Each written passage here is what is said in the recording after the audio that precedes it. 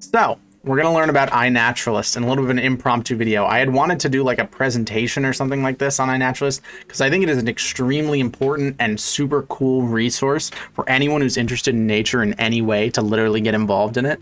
I'm not sponsored by them in any way. I just think it's super sick. Basically, what iNaturalist is you can post literally anything that is alive anywhere in the world. Just a picture of it, or a recording if it's a sound, or you can even post that it was there and, not necessarily have any evidence. And experts from across the world will see it and identify exactly what it is. Like there's everything. There's like plants, there's mammals, amphibians, birds, fish. There's even bacteria. There are people who post microscopic images of bacteria, and other people who know bacteria will identify that bacteria. It's insane. So this is a map of postings. So like this is just like recently posted. So I can just go to any random thing. Like for example, just click on this random observation. This is a pot marigold in La Paz, in in Bolivia. There you go. Just some random dude in Bolivia observed a pot marigold, and now it's on there and it's mapped on there. And you can use this. The way that I mainly use this is for fish stuff. So like, for example, let's talk about the bridal shiner. Okay. The bridal shiner is a somewhat rare shiner to find. And I had been searching for it. By searching bridal shiner though, I can see all the times that this fish was observed. And if you see bridal shiner being, mainly a North American, northeastern fish, you can see that I can actually look at exactly where they've been found before. And so like I could zoom all the way in and find the spots where the bridal shiner has been previously found and find it again if I want to find it. Same thing with swamp darter. That was another fish that I was specifically looking for, was the swamp darter. And so I looked and I found all of the locations, and I found a location in New Jersey where a swamp darter had been found. And so basically then I post my observations. So this is an observation I made of a swamp darter that I caught. So I caught it, posted the thing saying it was a swamp darter. Someone who also knows what they're talking about also identified it as a swamp darter, and that's sick. Yeah, crustacean one, sure. What's a cool crab or a cool crustacean that you want to know where it is? Just as an example. I don't know any crustaceans though, so you'll have to give me a cool one. Ixa cylindris, the lollipop crab. Interesting. Never heard of it, but it has been observed that's a weird crab. It has been observed 6 times. Where? And we can look and see. It was found, off the coast of India, of southern India. This lollipop crab was found. You can find literally anything. Every species in existence of like every different form of life is in here. What a funky little guy. And you can also, if you know what you're talking about, you can go to the Identify tab to help identify things. So what I'll do is I'll go to the Identify tab and then I'll click on Fish. And so I put on Fish United States, and I can just look at all the recent fish that people have identified in the United States and see and be like, oh, someone said that's a rainbow trout. You know what? That is a rainbow trout. And I can agree, and it'll add my identification, and it becomes in the database as a rainbow trout identification. And people who are doing research for observations, people who are, developing like AI algorithms, like look at this, a creek chub. That's absolutely a creek chub. I don't know if there are more than one creek chub in Ohio, but that is a creek chub. I can agree with that much. Genus Ethiostoma, the darters. I love the darters right here. And you can look and you can find literally anything and identify it. And you can do the same thing with identifying fish. In the Identify tab, I can even put in like, I don't even know. What's a fish that I'm good at identifying? Let's do Rhynichthyes. And it'll post all of the recent observations of Rhynichthyes, which is, eastern, western, black-nosed dace, all that kind of thing, long-nosed dace. And I could go in and identify each one and say, okay, so someone said that this is an eastern black-nosed dace. And you know what? They're correct. That is an eastern black-nosed dace. And even if you don't know, you can just put like general fish. Like you could post one as like Actinopterygii, and people do that all the time. Actinopterygii. Ray-fin fishes. People post that. Then you can have someone else come in. So someone posted this as ray-fin fishes because they didn't know what these fish were. To me, they look like goldfish. They look like either Carassius auratus or a Murcarp. One of the two. But yeah, you can have literally no idea what it is and people will still find their way down to it. It's pretty awesome. You can get literally everything identified. And then there's statistics and stuff too. And you can look at all of your observations. So this is my profile on iNaturalist. Hey, look, it's me. My favorite taxa, Ethiostoma, cyprinids, and true minnows. You can look at all of my observations and look at all of like the places where I've caught fish and all the different things I've caught. So like recently, how about this giant European carp that I caught on underwater footage and posted a picture of. This thing, by the way, is like 6 feet. Like, this is a huge carp. It was awesome to see. I really tried hard to catch it, but I did not manage to do so. But pretty cool. And I've got tons of stuff like that. You can see all different things. There's a mummy chog, pumpkin seed, creek chub, black-nosed dace, all the different things I've caught. And it rounds it all up as well into species. Yeah, species. So you can look at your life tree of everything you've identified. So I don't do anything other than like fish and then like occasionally salamanders and snakes and stuff that I come across. But some people will just like post every plant, every bug that they come across. And so you have this crazy life tree where you can see literally everything you've ever found. So I can look at this life tree and it's like arthropods. I've caught one arthropod once and it was a fish isopod, and I can see that observation.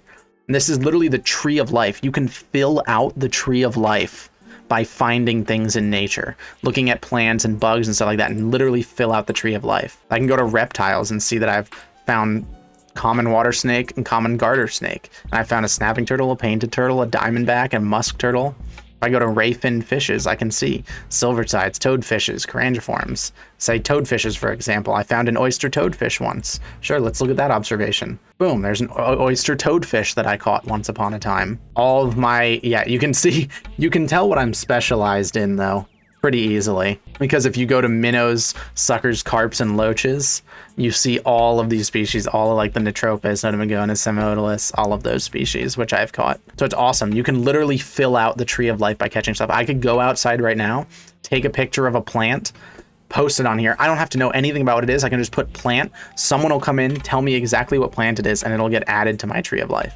It's pretty awesome. I want to start adding more other stuff. I don't know if I want to make like a different account or if I just want to add observations on this account, but I think it's just super cool to identify random stuff in nature and take it down. It's like a really cool way to collect with nature. It is literally the Pokedex. Yes, that is a perfect way to describe it. It is the Pokedex, but there are literally millions, probably billions of different species that you can collect. It's literally playing Pokemon. You take pictures of stuff in the wild, any plant, bug, fish, bird, anything you see, and people will figure it out.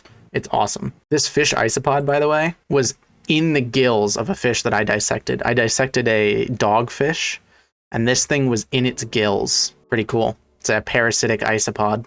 So you can find all sorts of just amazingly awesome stuff. And then there's communities as well. There's super cool communities. So there you can make projects, which are basically communities of people who do things, who have some kind of thing in common. So I'm part of Freshwater Fish of New Jersey, which is a community that I am in.